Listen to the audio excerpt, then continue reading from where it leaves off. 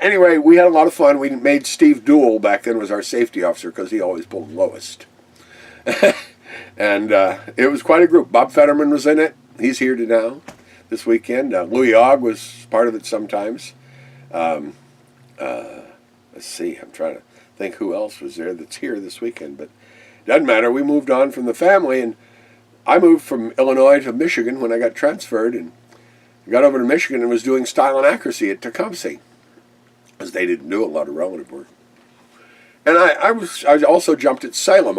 I'd sneak out of Chrysler at 2 o'clock every afternoon, go to Salem, I could get a skydive. And I was jumping every day. And I was making good money at Chrysler, and all I wanted to do was skydive. You know, I built cars, that was a lot of fun, but that's how I made my living.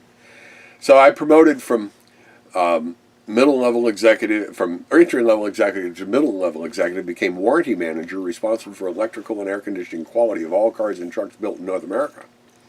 At the same time, I'm starting a jump shack in my basement again, moved it over from Illinois, and somehow or another we got the urge. Mike Johnston showed up, and Vicky showed up, and Kenny Coleman lived in my basement, and Vicky lived in my basement, and Mike Johnston. Well, Mike never lived there, but anyway, we started making stuff, and I came up with the idea for the SST. Well, Strong had the pop top, and we went to Zephyr Hills in the second or third year. I was meat director down there those years, and I saw that pop top, and I loved it for a chest pack. And I'd already started making. That's right. I'd already come up. Richie Armstrong. Art Armstrong's son was a great style and accuracy jumper, and I met him at Plattsburgh, New York at the Nationals, and it was my first Nationals, and I had got to go because we had a conference meet at East Troy, and I was able to turn a Stentex and style set and land in the pea gravel on a few jumps. And that's all you had to do to qualify to go to the Nationals. So I went to my first Nationals in Plattsburgh, and I sat down and had a party with Doug Metcalf, the current, we sat down and drank beer with Doug and Richie Armstrong. And I said, all right, you guys, what are you doing? Now, I may not be able to tell this whole story, but I said, what do you think I'm doing? Doug, world champion. And I said, I think you're doing this. And he says, that's right. That's exactly what I'm doing. Do it, only do it faster. Do it harder. Go after it more aggressively. That kind of lesson. And Richie said the same thing. And Richie was a 7-second stylist, and Doug was too. So anyway, I was turning in the 10s and 11s, and they had a cut at Plattsburgh because the weather that year was terrible. And they said, go out tomorrow morning and do this. And I went out and turned a 9 flat. 2 seconds better than my best previous time because of what they told me the night before. And I may tell you the real truth about that later. But that's a good enough story for now. Anyway, so I made the cut. And I finished the style in that. And also at that meet, that was the first meet, they had a 4-way event. And I don't remember the rules for the event, but I was on a team doing 4-way and style and accuracy. And I was on a team called the Flying Wallendas, aptly named. Jack Wallace, Tom Larson, and Ray McGuire. And there was a Rainbow guys. They were from Rainbow, Wisconsin. Jumped with Jeff Searles' drops on in Rainbow. And we actually finished third by proper scoring, but they had such a way they screwed the scoring up, it put us in 5th, and the Golden Knights got 3rd. And we did a better skydive. We did better skydiving than they did. Well, those rules were trash. And everybody knew it, and they threw them out. So the USPA opens up and says, how are you going to do it?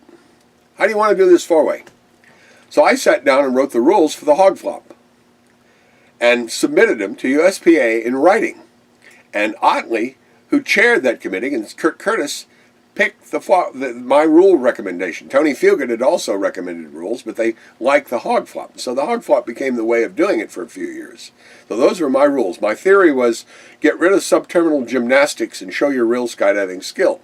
Well, subterminal gymnastics are also a skydiving skill, so I can't be too critical about what we do. And I'm not. But that was the way we did it for a few years, and it was a good method. And BJ came along later and created the 8-way thing. I was a 10-way hog flop guy, and BJ wanted 8-way and wanted to do 4-way with points the same way that 8-way. That's fine. And that's how the relative work thing. At the same time, we had a board meeting in Milwaukee, and I got hold of Kurt Curtis, and I said, let's have the first 10-way at the Nationals, the next national, we'll have a 10-way meet. He said, well, who's going to compete? And I said, we'll take the top 3 teams from Zephyr Hills and the top 3 teams from Paris Valley, 10-way meets, and we'll invite them to the Nationals. And that's exactly what we did. We presented it to the board, thanks to Jim Curtis. He presented it, and the board bought it, and the first 10-way Speedstar Meet Nationals was born. And I think it was about that time. I was on, at that time I was transitioning. I became a member of the 10 High Bunch, and we won a silver medal that first year. I think it was that first year, yeah. Some of that gets hard to remember. So anyway, we got we had the first 10-way nationals, and the Rainbow Flyers that year was we went one year with the Beechnuts, and there's so many nationals that have run together over the years that I forget. One year the Beechnuts took second in 10-way, and first and third in 4-way. Kenny Coleman and the Rainbow Flyers won first, but Cliffy and I had another 4-way team, the other half of the Beechnuts, and we finished third. We got a bronze medal.